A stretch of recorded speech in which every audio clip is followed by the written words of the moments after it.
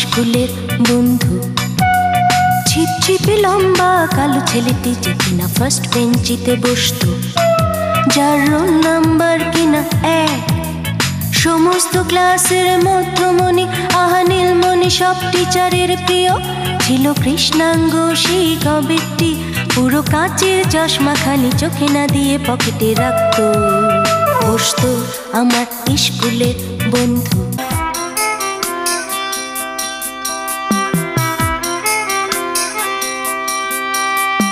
শ্রাবণ অথবা ফাগুন, সাদা মেঘ অথবা আকাশ, কাশবন অথবা শরৎ, কাঞ্চিল মিষ্টি বাতাস, আমি সব কিছু বুঝি, কেন বলতে পারি না।